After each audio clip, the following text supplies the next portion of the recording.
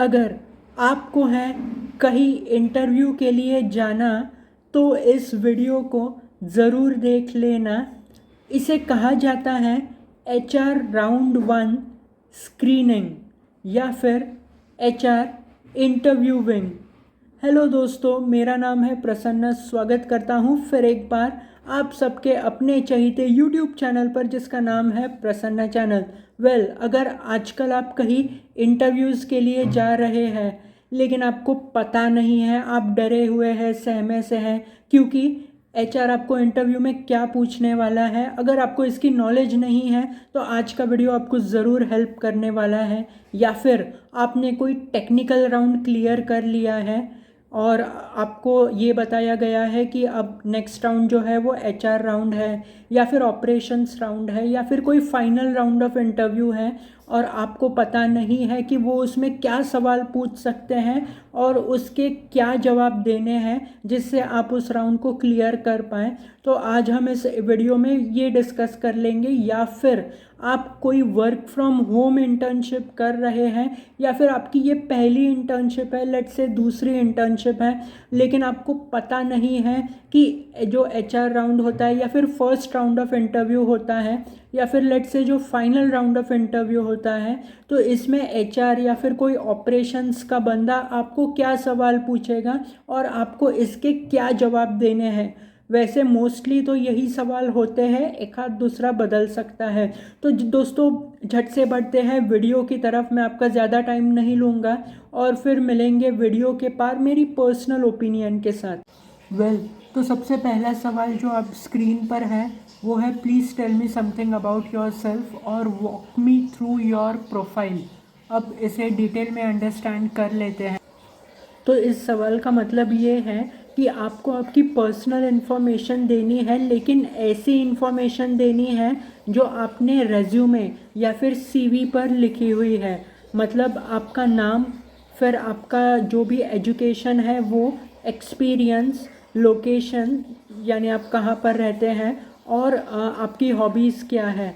अब कुछ इंटरव्यूज़ में ऐसे होता है कि जो HR होते हैं वो रुकवाते हैं आपको एजुकेशन, मतलब अगर आपने CV के अंदर आपको कितने परसेंटेज मिले हैं या फिर आपने वो कहाँ से, कौन सी यूनिवर्सिटी से की है, कौन से कॉलेज से किया है, तो वो आपको रुकवाते हैं और आपको पूछते हैं। तो वो फ़ाइन है, आप उस मुताबिक जवाब दे सकते हैं। और फिर बाद में आपको जो भी एक्सपीरियंस है, लाइक आपने अगर कोई इंटर्नशिप कर रखी है तो आपको CV पर मेंशन कर देना है, बिकॉज़ जो भी एक्सपीरियंस है आपको वो दिखाना पड़ता है।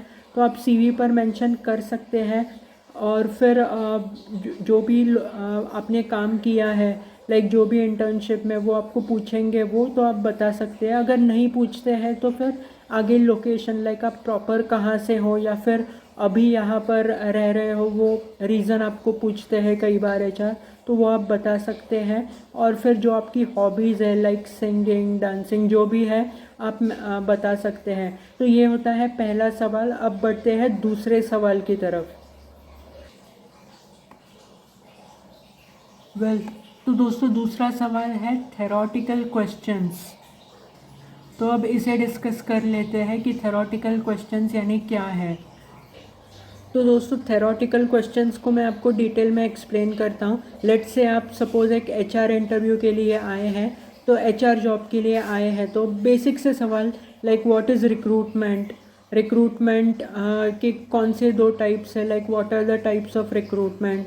फिर IT रिक्रूटमेंट क्या है, नॉन IT रिक्रूटमेंट क्या है। अगर आपने कोई इंटर्नशिप्स कर रखी है तो आपको पता होगा।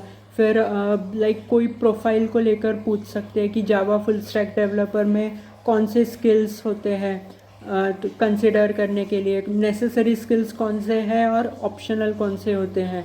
तो ऐसे सवाल, लाइक अगर आप कोई SEO के इंटरव्यू के लिए गए हो तो आपको पता होना चाहिए बैकलिंक्स क्या होती है या फिर गूगल सर्च कंसोल क्या है या फिर robots.txt क्या है।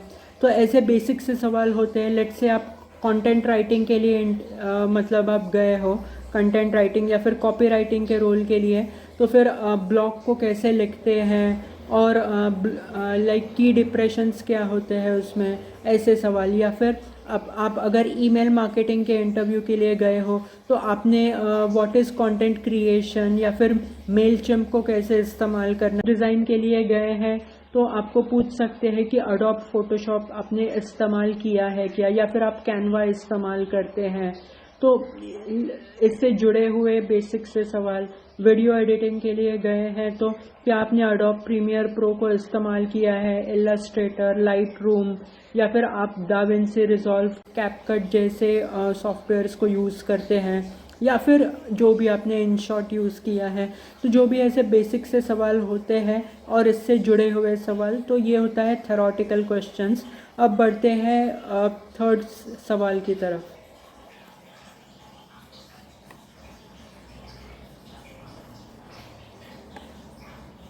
तो दोस्तों ये बेहद इंटरेस्टिंग सवाल है कि what is your current and expected CTC। तो अब इसे डिस्कस करते हैं। तो CTC यानी आपको क्लियर पता चला होगा, CTC is cost to company. तो यानी ये कोई जॉब के लिए ही ये सवाल पूछे जाते हैं। अब अगर इंटर्नशिप होगी तो आपको पूछेंगे what is your current and expected stipend. तो इसे बताता हूँ आपको। देखिए ये रोल पर डिपेंड करता है और आपके स्किल्स के ऊपर डिपेंड करता है। फॉर एन एग्जांपल अगर बता दूँ आपको, लाइक लेट्स से आप दिल्ली में रहते हैं, बेंगलोर, नोएडा, गुड़गांव, या फिर हैदराबाद, चेन्नई, कोलकाता जैसे ऐसे सिटीज़ में रहते हैं, और लेट्स से आपने कोई डिजिटल मार्केटिंग के रोल के लिए अप्लाई किया है, या फिर जावा फुल स्टैक, कोई भी हो, पाइथन फुल स्टैक, ऐसे रोल्स के लिए आपने अप्लाई किया है, तो एज अ फ्रेशर आप 15 to 20 के एक्सपेक्ट कर सकते हैं। अगर आपने इन्वेस्टमेंट बैंकिंग के लिए अप्लाई की हो तो भी आप ऐसे मतलब एक्सपेक्ट कर सकते हैं। पुणे जैसी सिटी में या फिर जयपुर जैसी सिटीज़ में आपको 10 to 15 के ऐसे ऑन एन एवरेज, सिंस मैं एक HR हूँ तो मैं बता रहा हूँ, वैसे आपको कितनी सैलरी चाहिए या फिर आपको आपकी एक्सपेक्टेशन क्या है, ये आपके ऊपर निर्भर करता है। तो ये मैं आपके ऊपर छोड़ता हूँ आपको कितनी मांगनी है सैलरी। लेकिन अगर आप फ्रेशर होंगे तो मैं ये ज़रूर एक्सपेक्ट करके चलता हूँ कि कंपनीज़ मोस्टली 10 to 15 के या फिर मैक्सिमम 20 के तक दे सकते हैं बेस्ड ऑन जो आपके स्किल है। लेकिन हाँ, अगर आप कैंपस रिक्रूटमेंट से जॉब मिल रही है तो वहाँ पर आपको हायर पैकेज मिलता है mostly. That depends on the tie up, like आपके कॉलेज का किस कंपनी के साथ टाई अप है, तो उसके मुताबिक आपको हायर मिल सकता है। लेकिन तो जैसे मैंने आपको कहा, ये मैं आपके ऊपर छोड़ता हूँ आपको CTC कितनी है और आपको कितनी चाहिए। और अगर आपको कोई एक्सपीरियंस है 1-2 साल का तो लास्ट CTC जितनी थी उस पर आप 20 to 30% हाइक मांग सकते हैं। अब बढ़ते हैं नेक्स्ट सवाल की तरफ। अब बढ़ते हैं नेक्स्ट सवाल की तरफ। अब इसमें लिखा है कि what is your notice period और how soon you can join. तो दोस्तों मतलब बिल्कुल क्लियर है, नोटिस पीरियड पूछा है। नोटिस पीरियड यानी आप कहीं पर काम कर रहे हो और वहाँ पर अपने एम्प्लॉयर को इन्फॉर्म कर दिया है कि मैं मे बी अगले महीने से या फिर 2 महीने बाद या फिर 3 महीने बाद, जो भी आपका नोटिस पीरियड है, ये ऑफ़र लेटर पर लिखा हुआ रहता है। तो अगर आपको पता नहीं है तो आप आपकी कंपनी के HR के साथ डिस्कस कर सकते हैं कि नोटिस पीरियड कितना लंबा है और क्या उस पर निगोशिएशन हो सकता है। तो जैसे मैं आपको पहले कह रहा था कि नोटिस पीरियड लिखा है, इसका मतलब आप कहीं पर जॉब कर रहे हैं। अब अगर कोई इंटर्नशिप होगी तो आप वैसे, अगर आपकी इंटर्नशिप एंड होने को आई है तो आप इमीडिएटली भी ज्वाइन कर सकते हैं जॉब्स के लिए। लेकिन कंपनीज़ में नोटिस पीरियड होता है 1, 2 या 3 महीने का। तो मोस्टली मैक्सिमम कंपनीज़ ज़्यादा से ज़्यादा 1 मंथ या फिर 45 डेज़ का नोटिस पीरियड कंसिडर कर सकते हैं जॉब्स के लिए। उसके ऊपर के 2 या 3 महीने के नोटिस पीरियड कोई भी कंसिडर नहीं करता है, क्योंकि हर कंपनी को इमीडिएट जॉइनर्स अच्छे लगते हैं, क्योंकि वो अपना काम भी इमीडिएटली स्टार्ट कर सकते हैं। तो आप जो भी आपका नोटिस पीरियड है या फिर आप फ्रेशर हो तो इमीडिएटली अवेलेबल, 7 दिन बाद ज्वाइन कर सकते हैं, 15 दिन बाद, जो भी है आप बता सकते हैं। तो अब बढ़ते हैं नेक्स्ट सवाल की तरफ। तो यहाँ पर नेक्स्ट सवाल है कि what do you know about the company. तो ये दोस्तों काफ़ी इंटरेस्टिंग सवाल है।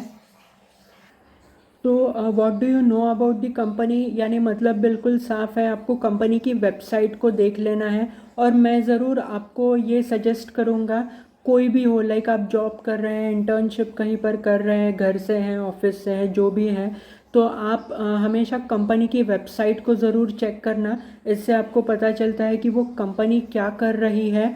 और जब भी एचआर या फिर कोई भी like final round of interview में आपको ये सवाल पूछे कि आपको कंपनी के बारे में क्या पता है, तो आप एक 3-4 लाइन में आप बता सकते हैं कि ये कंपनी क्या करती है, या फिर इनके क्लाइंट्स कौन कौन से हैं, या फिर कौन से लोकेशन में है। एक 3-4 लाइन भी अगर आप याद से बता देते हैं तो आपके सिलेक्शन होने के चांसेस 100% होते हैं। लेकिन अगर आप इस सवाल का जवाब नहीं दे पाए तो एक नेगेटिव इम्प्रेशन हो जाता है इंटरव्यूअर पर। और बाकी सारे सवालों के सही जवाब देने के बाद भी अगर इस सवाल में आप कोई पता नहीं है आपको, या फिर मैंने देखा नहीं, या फिर देखना चाहिए था, अगर ऐसे सवाल ऐसा जवाब आप दे देते हैं तो आपके रिजेक्शन के चांसेस भी 100% हो सकते हैं। अब बढ़ते हैं अगले सवाल की तरफ।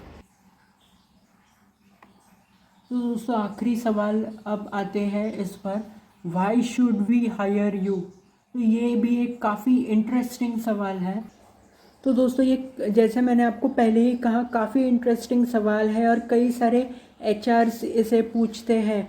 तो अगर आप फ्रेशर भी होंगे तो कंपनी ये देखती है या फिर एचआर ये देखता है कि आप इसे किस तरीके से आंसर करते हो, कितने एक्टिव हैं आप, कितने एनर्जेटिक हैं, या फिर आप मतलब आपके पास कौन से स्किल्स हैं और उन स्किल्स को आप कैसे टेबल पर पुट कर रहे हो या फिर डेमॉन्स्ट्रेट कर रहे हैं इसे, ये एक एचआर देखता है। तो आपकी जो भी स्किल्स हैं तो इसे आप एग्जाम्प्लीफाई कर सकते हैं, यानी डिटेल में एक्सप्लेन कर सकते हैं कि आप कंपनी को किस तरीके से बेनिफिट ऑफ़र कर सकते हैं। अगर आप एक्सपीरियंस कैंडिडेट होंगे तो आप ज़रूर कह सकते हैं कि एक फ्रेशर के बदले फ्रेशर को लेने से अच्छा है कि मुझे ये सब पता है, जो भी स्किल हो, कोई भी रोल हो, तो आप अपने स्किल्स को बता सकते हैं। आपको एक्सपीरियंस है, आप क्या अच्छे से कर सकते हैं, कहाँ पर आपको ट्रेनिंग की ज़रूरत पड़ेगी, या फिर कहाँ पर आप इम्प्रूव करना चाहते हैं अपने स्किल को, तो ये सब कुछ रख सकते हैं। इस सवाल के बाद अगर कई बार इम्पैक्ट क्रिएट हो जाता है और आपके सिलेक्शन के चांसेस बढ़ते हैं। तो कोई भी नेगेटिव इसमें कुछ मत कहना कि मुझे आप सिखा सकते हो क्या। नॉर्मली कई सारे फ्रेशर्स ऐसे बोल देते हैं और रिजेक्ट हो जाते हैं। तो सिखा सकते हैं क्या, नहीं, ये आपको पूछना नहीं है, ये मेरा स्किल है, यहाँ पर मैं लैक कर रहा हूँ लेकिन मैं इसे इम्प्रूव करना चाहूँगा इस जॉब के ज़रिए। तो आप प्लीज़ मुझे का video short and simple HR round 1 screening या फिर एचआर इंटरव्यू क्या होता है, या फिर फेस टू फेस इंटरव्यू, कोई टेक्निकल इंटरव्यू आपने क्लियर किया है और फाइनल राउंड दे रहे हैं, तो ऐसे सवाल आपको एचआर पूछ सकता है इंटरव्यू में। तो आशा करता हूँ आपने इस वीडियो को ज़रूर एंजॉय किया होगा। अगर नीचे यूट्यूब कमेंट बॉक्स है, कमेंट सेक्शन में मुझे ज़रूर बताना अगर आपको लगता है कि अगर कोई सवाल मैंने कवर किया नहीं है, या फिर आपके कोई सुझाव है तो आप दे सकते हैं वहाँ पर। चैनल में नए आए हैं तो लाइक, शेयर और सब्सक्राइब ज़रूर करना ताकि आपको वीडियोज़ के नोटिफिकेशंस मिलते रहे। आज के वीडियो को यहीं तक रखते हैं। Thanks for watching and